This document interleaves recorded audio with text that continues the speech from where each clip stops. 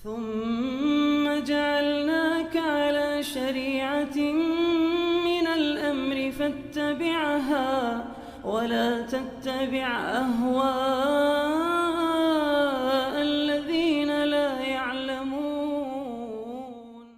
Ya, ini ada yang mengatakan katanya, ini bahasanya saya baca dari transkrip bahasa dia. Ini lagi kelompok-kelompok transnasional yang memang punya dana yang sangat kuat seperti Wahabi katanya. Masya Allah, Wahabi dananya kuat. Ya. Katanya Wahabi ini sekarang gangguannya kepada kita semakin luar biasa. Dan ini sudah merata hampir kemana-mana, mulai dari Sabang sampai ke Merauke. Ya. Jadi ini merasa terganggu dengan Wahabi. Ya. Saya nggak tahu yang pertama Wahabi yang mana yang mengganggu dia. Ya. Apa jenis kelaminnya, di mana dia tinggal, sukunya apa, saya nggak tahu. Jelas ya? Tapi di mana-mana itu kalau ada yang mengajak kepada sunnah, berpegang kepada Al-Quran dan sunnah, maka ada sebagian manusia yang pasti apa? Tidak senang akan hal tersebut. Iya.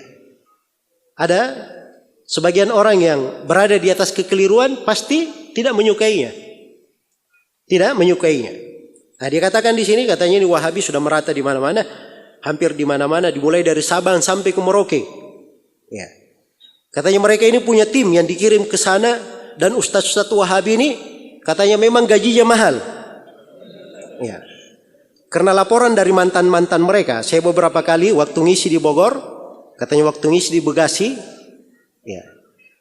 Di tempat lain, mantan-mantan ustaz Wahabi laporan ke saya. Ya. Katanya saya tahu kiai gajinya ustaz Wahabi itu tiap bulan berapa? Katanya $1.500. Ya. Ditanya sama kiainya ini tadi yang bercerita ini, sampean kok tahu? Ya. Katanya saya dulu mantan ustadz Wahabi. Ya. Jadi saya coba menjadi dai setiap bulan $1.500. Lumayan kiai. Ya. Kalau sekarang 20 juta lebih, seandainya punya 4 istri, nah itu lebih dari cukup katanya. Ya. Jadi sampai hal-hal yang seperti ini kadang sebagian orang nggak malu, kedustaan yang seperti ini dia sebarkan di mana-mana. Jelas ya? Ini dia sebut siapa saja orangnya, dari mana dia dapat dana dan seterusnya. Ya. Kalau dia ingin lihat dari pondok-pondok pesantren yang mereka tuduh Wahabi di Indonesia ini dari Sabang sampai Merauke dan memang berkembang dengan sangat pesat ya di Indonesia ini, karena memang orang-orang yang mereka tuduh Wahabi ini adalah orang-orang yang paling bagus nasionalismenya terhadap negerinya. Ya. Karena itu mereka ribut, nggak suka. Ya, mereka demo-demo, orang yang mereka katakan Wahabi yang melarang demo. Sana menghujat pemerintah, orang-orang yang mereka tuduh Wahabi yang menerangkan tentang kedudukan pemerintah, tidak boleh dicela dan dihujat. Dan mereka dalam hal ini itu berbicara tentang agama, sebagaimana Imam 4 menerangkan wajibnya taat kepada pemerintah yang muslim dalam hal yang ma'ruf, itu ada di buku-buku akidah mereka. Dan mereka ini menerangkan bukan karena ada proyek, tidak ada anggaran di situ. Ya, tidak ada anggaran. Ya, beda dengan sebagian orang ini, kalau ada anggaran, masya Allah, baru dia bergerak. Ya, bikin program di sana sini, bela negara, cinta tanah air. Orang-orang Salafi itu dari dulu menjelaskan, yang mereka tuduh Wahabi ini, itu dari dulu punya kegiatan di sana sini. Di majelis-majelis mereka, isinya seperti itu. Iya. Menerangkan bagaimana yang benar. Jadi ini kadang menyusahkan sebagian orang. Jelas ya? Akhirnya mulai tujuh macam-macam. Ada lagi yang bikin statement katanya. Masya Allah, ditulis di koran lagi. Ya. Itu di halaman depan ya, koran Duta namanya. Ya. Katanya semua teroris di RI itu Wahabi. Masya Allah. Ya. Nah, ini pertama Wahabi ini saya nggak merasa Wahabi yang mana. Ya. Dan kita dengan ucapan itu tidak tersinggung. Ya, siapa yang Wahabi? Ya. Kita juga tidak tahu siapa yang dia tuduh. Kan begitu. Ya. Tapi ini bahasa-bahasa yang tidak bagus. Ya. Bahasa-bahasa yang tidak bagus. Selalu mereka permasalahkan Saudi Arabia itu Wahabi.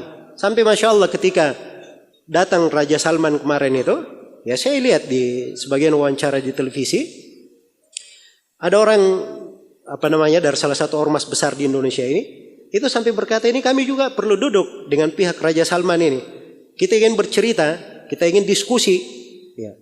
Kenapa orang-orang kalau dia berada di sekitar kuburan Nabi dilarang berdoa ke situ? Ya.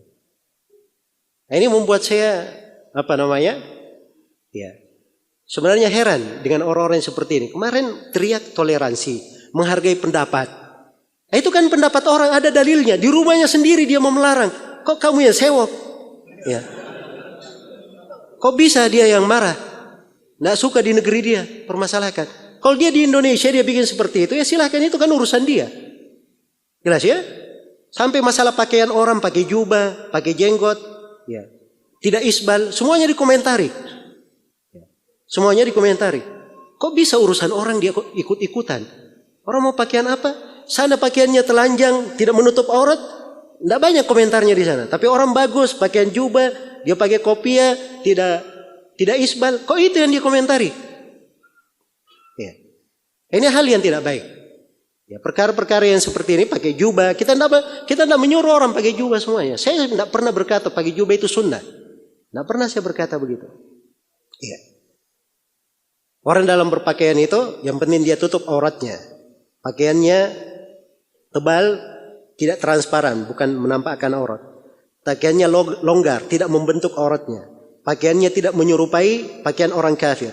Laki-laki tidak boleh menyerupai perempuan, perempuan tidak menyerupai laki-laki. Pakaiannya tidak boleh dari najis atau hal yang berbahaya. Dan pakaian itu bukan pakaian ketenaran. Ya. Yang dia ingin tampil beda dengan manusia. Kalau syarat berpakaian ada, silahkan. Mau pakai baju koko, mau pakai baju gamis, mau pakai jubah, mau pakai baju batik, ya, mau pakai baju Nusantara, istilah mereka ya. Ya. Silahkan. Ya. Silahkan. Kita tidak pernah mengurusi hal-hal yang seperti itu. Ya. Maka ini jangan dipersempit dalam hal-hal yang seperti ini. Maka perkara yang seperti ini tidak bagus. Ya. Menuduh sembarangan. Ya, terkait dengan masalah terorisme, dituduh sebagai teroris dan seterusnya. Ada memang orang-orang. Jadi tidak semua orang yang misalnya dia ini membaca buku-buku Syekh Muhammad bin Abdul Wahab, tidak dikatakan dia ini mewakili Syekh Muhammad bin Abdul Wahab. Ya. Tidak semuanya seperti itu kan. Saya mau beri contoh. Ya, ada sebagian ormas, masya Allah, ya, sangat dikenal sekali, ya, sebagai orang yang mengawal, ya, sebagai orang yang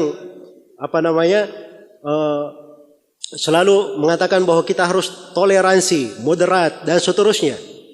Ya, ketika pemerintah punya kebijaksanaan full day school, ya, siapa itu yang punya santri-santri demo-demo, kemudian dia berkata bunuh menterinya? Hah? Ketika terjadi hal yang seperti ini, kita tidak berkata bahwa mereka ini mengajari santrinya terorisme atau pemikiran takfiri. Ya, ini kekeliruan dari anak-anak, kan begitu? Ya. Tidak bisa, bukan hal yang adil kita nisbatkan bahwa pemikiran mereka adalah apa? Pemikiran takfiri. Kok santrinya bisa berkata bunuh menterinya? Ya. Itu bukan dari hal yang adil. Makanya cara berfikirnya Anda juga kepada orang lain harusnya diperbaiki. Jangan ketika ada yang membaca misalnya, ini ada yang melakukan peledakan bom di sana. Peledakan bom ini didapati di rumahnya, dia baca Kitabut Tauhid karya Syekh Muhammad bin Abdul Wahab. Ya. Oh, berarti ini Wahabi. Ya. Subhanallah. Jadi kalau dia baca Al-Quran bagaimana? Dinisbatkan kesalahan kepada Al-Quran begitu? Ya. Nggak boleh seperti itu. Itu kan tidak adil namanya. Tidak adil. Ya, kalau mau adil, buku-buku Syekh Muhammad bin Abdul Wahab ada. Ya. Buku-buku mereka tuduh sebagai Wahabi itu ada. Keluarkan dari buku-bukunya. Jangan nukilan-nukilan saja. Ya.